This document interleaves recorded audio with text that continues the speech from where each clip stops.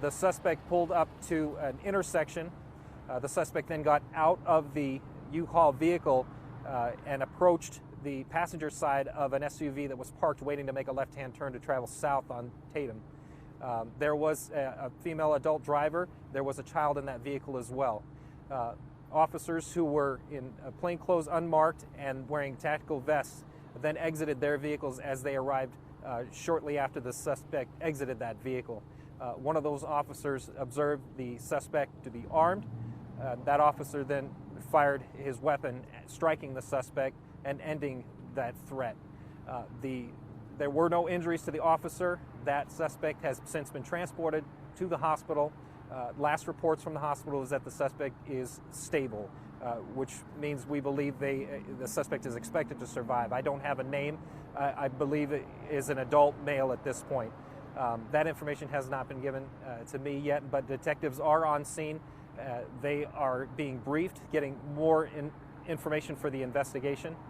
I would like to thank the Paradise Valley Police Department and Chief Wingert, the PV's assistance with closing down Tatum Boulevard.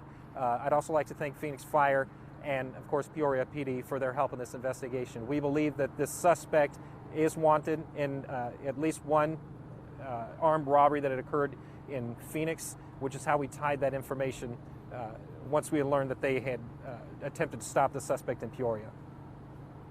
When officers opened fire, did they think he was trying to carjack that woman? Well, that, of course, is going to be information we'll glean from that woman and then witnesses. There was a handgun recovered at the scene. Did he say anything to her before she drove off? I don't know. So went to the passenger side, there was a woman and a child. You said, do you know the age of the child? I don't. Did officers fire a taser as well, or just gunshots? No. No Just taser? one officer, it was a sergeant, Okay. fired a service weapon. Okay. And how long has the sergeant been with the department? I don't have the exact years, but he is a veteran. Veteran, okay. How many officer involved shootings have we had this year, including this one? Well, I believe this one makes 24. 24, okay. How many other agencies were involved in this? I mean, it started in Peoria, ended out here. I mean, it went through multiple jurisdictions. I mean, Correct. We were in contact with jurisdictions as best we could to notify them that the suspect, we were observing them driving through their different boundaries. As I had mentioned, Peoria PD began this evening's activities when they attempted to stop the suspect. We notified the Department of Public Safety, who I believe may have either been in the area or notified at that time, and then, of course, here in the town of Paradise Valley. How are you guys able to connect yesterday's armed robbery to today's armed robbery? That I don't have in specifics. So, but there was an armed robbery yesterday in Phoenix that you were linking to this guy. Correct. Okay. And do you know where that was? That armed? I don't know the location. I believe it was a motel. A motel. I'm sorry. Correct. I believe it was a motel.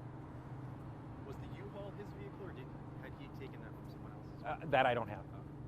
Anything else?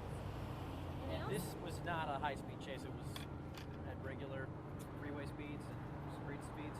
As soon as Peoria recognized, or they got word that the Phoenix Police Air Support was overhead, at that point they pulled back, and we were able to use other means to observe this, the suspect's driving. As is common knowledge now, we would like to minimize our visible presence as law enforcement. We don't necessarily want to push a fleeing suspect to making rash decisions and becoming more of a hazard.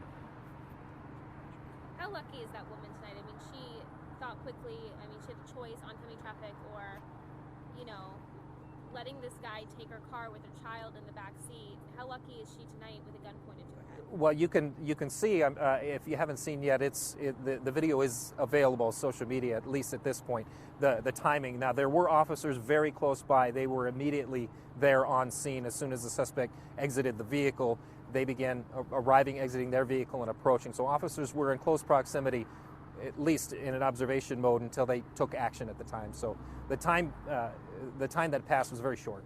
No, right, but I mean, she didn't know what was going on. She just sees this guy hop out of a U-Haul, has a gun pointed. I mean, it's good that she's okay. and her Right, child we're is very okay. happy that she is not that injured, and yes, knowing that there was a child in that car, we're very happy that nobody else was injured in this case. Do you know how long some of these roadways are going to be restricted while you guys kind of piece together everything that happened? Well, obviously, we're going to take this very seriously. This investigation will go into the evening.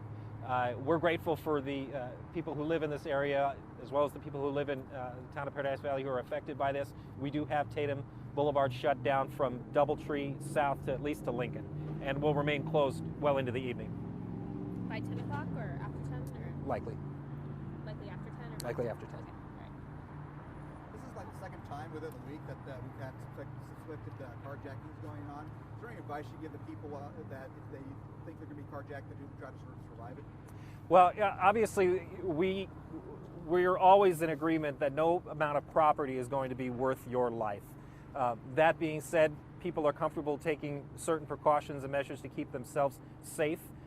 Be sure of those measures and be confident in those measures, and make sure that you're well within the law, that you know what your rights are. But again, no amount of property is worth your life. Okay. Don't fire your guns in the air. This was a convenience store or a